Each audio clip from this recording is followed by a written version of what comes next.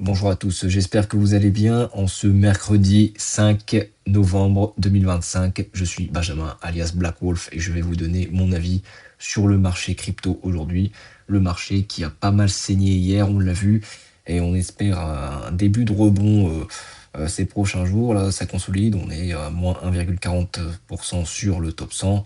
Et là, c'est une chute qui est surtout marquée sur le narratif des privacy coins, les blockchains de confidentialité. Donc j'en avais parlé le week-end dernier et j'avais fait un focus surtout sur le Dash où il y avait un point d'entrée. Là, on était à 70 $ le week-end. J'avais dit que c'était un bon moment pour rentrer, et 2 jours après, on a fait un x2. Et à ce moment-là, je vous avais dit que ce serait bien de prendre quelques profits. Et puis actuellement, on est en train de faire une petite correction. Là, on voit pas bien, on va le montrer tout à l'heure en deuxième partie de vidéo, parce qu'on va voir, comme souvent, les news, les grosses news de la journée, et puis le prix du Bitcoin et Ethereum, où on en est. Et je vais refaire un petit focus sur le Dash pour voir comment ça se passe, pour faire le suivi, parce que c'est là où ça bouge beaucoup. Au niveau des actus, on a Ripple, donc avec son token XRP. Là, c'est au niveau du stablecoin. Le stablecoin a franchi les 1 milliard de capitalisation, et on a une stratégie de fusion-acquisition qui s'accélère. Et tout ça pour renforcer l'écosystème. Donc, on a eu plusieurs acquisitions, l'acquisition de Palisade, de Rail, de Road. J'en avais parlé il y a quelques jours, pour diversifier tout ce qui est finance traditionnelle sur les thématiques. Et ça montre que même en période de forte correction et de panique entre guillemets sur le marché, et on a les acteurs majeurs qui continuent de jouer sur le long terme et d'accélérer pour mettre en place leur plan stratégique de s'étendre à l'international. Ensuite, on a un autre sujet qui est un peu plus particulier, mais ça change d'habitude. On a des sanctions américaines qui se sont produites contre des banquiers nord-coréens liés à la crypto.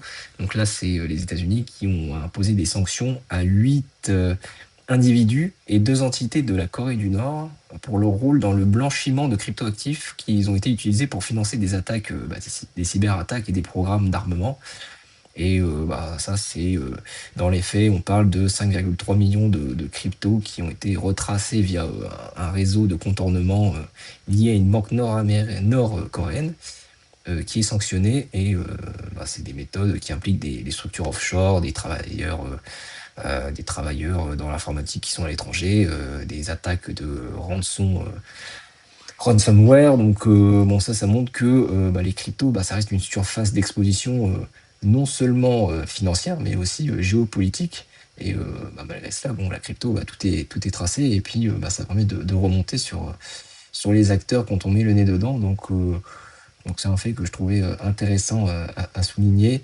Et enfin, ça c'est le sujet qui est vraiment le sujet du moment, qui est chaud. C'est la chute du Bitcoin qui est passée. On va voir ça après, qui est passé sous la barre des 100 000 $ sur toutes les plateformes, de manière générale. Et c'est un niveau qu'on n'avait pas revisité depuis fin juin.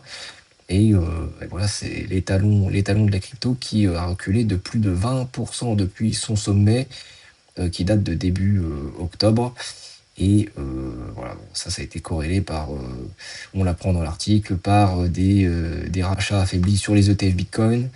Il y a eu un renforcement du dollar américain et une baisse, une baisse d'appétence pour les actifs à risque. Et ça montre que le BTC, il n'évolue pas tout seul de son côté. Ça montre que il est inscrit dans un marché global, et que s'il y a des tensions de manière générale, le BTC, il va subir. Et puis c'est le marché crypto de manière générale qui subit aussi. Donc on va regarder ça tout de suite, sans plus tarder, où on en est sur le BTC. Donc depuis hier, on avait pas mal chuté. Hier, on était dans les 104 000 et ça a continué. On est passé sous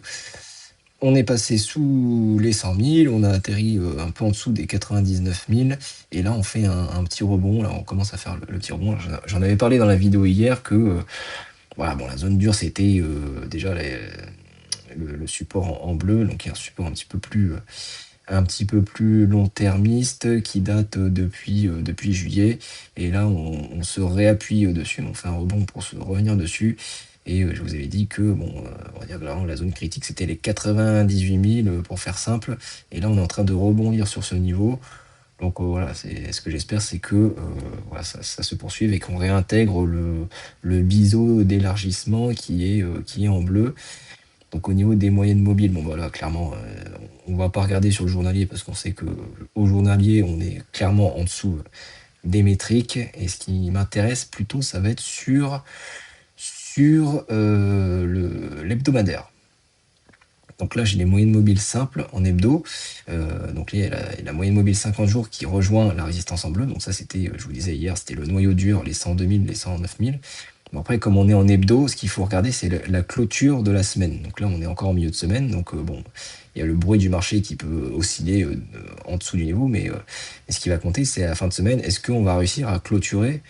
On va dire, là, on est, bon, là, la moyenne mobile, elle est à 103 000. Donc voilà, il faudrait idéalement qu'on clôture au-dessus de 103 000 pour dire qu'on reste voilà, dans une consolidation qui est dans le biseau qui est en bleu. Donc ça, c'est une première chose. Et ensuite, bah, si on continue à casser le niveau, parce que là, on est sur les moyennes mobiles simples, mais après, il y a le ruban de moyenne mobile, qui est un autre indicateur intéressant à suivre, qui est plus dynamique pour le coup, parce que là, c'est des moyennes mobiles exponentielles. Donc c'est, pour faire simple, je vais pas rentrer dans le détail, mais c'est des moyennes de moyennes mobiles. Donc ce qui fait que le calcul il est beaucoup plus proche du cours. Donc là, si on se prend sur la moyenne mobile avec le ruban, et tant qu'on est... Alors historiquement, je vais faire un petit focus sur l'historique pour être encore plus concret. Alors je vais peut-être le mettre on va rester sur le semestriel, enfin l'hebdomadaire. Historiquement, si je me remettais sur l'ancien bull run, bon, tant qu'on est au-dessus du ruban, ça veut dire qu'on est toujours dans une phase haussière et qu'on est, pour faire simple, en bull run. Et tant qu'on clôture pas durablement en dessous du ruban, on est toujours dans un bull run. Et bon, ça, il faut coupler les indicateurs, je trouve. Donc c'est pour ça que j'avais mis, déjà à l'époque, j'ai mis la grosse résistance ici. Alors je vais enlever juste pour bien voir. Donc là, j'en ai mis une en jaune qui est ici. Donc là, il y avait une première alerte, c'est qu'on avait cassé. Et après, il y avait le support qui était beaucoup plus long terme et qui représente mieux le bull run sur un cycle. Donc là, on a la résistance qui est en orange. Donc déjà ici, on avait cassé la jaune, on est revenu sous la orange, on est revenu s'appuyer. Et après, quand on couple ça avec cet indicateur du ruban, on était déjà en dessous. Donc là, on a eu le rejet sur la résistance en orange, plus le rejet sur le ruban. Et puis là, ça a été vraiment le début du bear market en 2022. Et puis, tant qu'on était en dessous, oui, on était en bear market. Donc c'était plus une période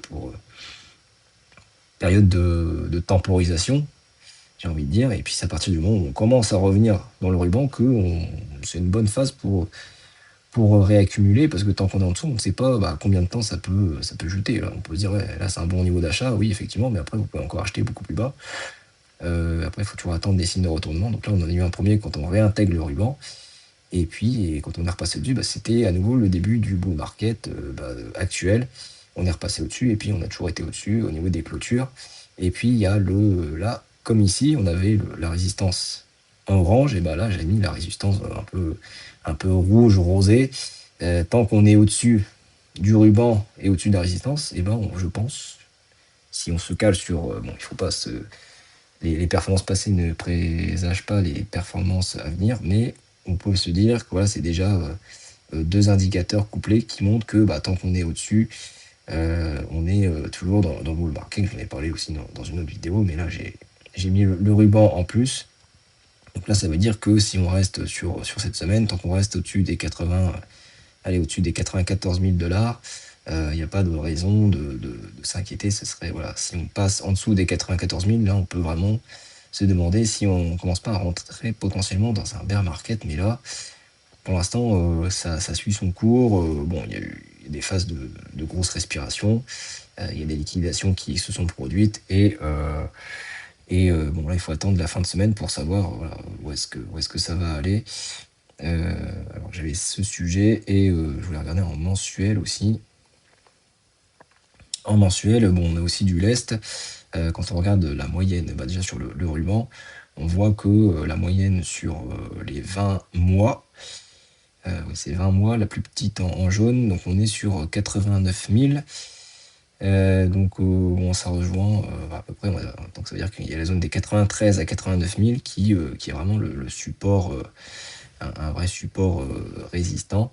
Et là, quand on regarde par le passé, bah oui, on a commencé à rentrer en bear market quand on a réintégré le ruban en mensuel. Donc ça veut dire que bon, quand on commence à rentrer dans le ruban en mensuel, c'est potentiellement une indication de bear market. Donc tant qu'on est au-dessus des 90 000 pour voir un chiffre psychologique, au-dessus des 90 000, on est toujours en bull market. Et sachant que bah, plus le temps passe et plus le ruban va monter, donc ça veut dire que ouais, si on est encore au-dessus début 2026, et ben, le ruban il sera peut-être plus vers les 95, 93, 95 000. Donc il faut voir avec le temps comment ça évolue.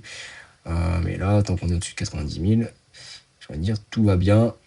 Donc voilà ce que je peux en dire sur le BTC, je pense. Est-ce qu'on peut faire un petit coup d'œil sur le RSI peut-être? Le RSI en mensuel, ah oui, c'est ça que je voulais montrer aussi, c'est que si je regarde en mensuel, alors le RSI, ça c'est une bonne indication aussi. Historiquement, on était dans des zones de surachat sur les bull runs en 2017, en 2021, qui étaient moins hauts que celui de 2017. Et là, en 2025, on peut dire que on est encore un peu loin et qu'il y a du lest pour aller chercher. Et là, le truc, c'est que on a une espèce de canal qui se dessine sur le RSI entre les 50, entre les 60 et les 75.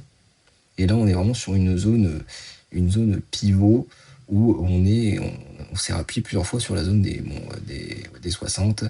Et ça, couplé à ça, et ben, si on passe en dessous des 60, on rejoindrait une zone neutre.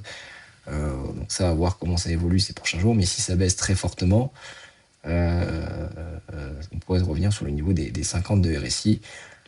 Donc à voir. Mais bon, le RSI, c'est une indication de la force du cours.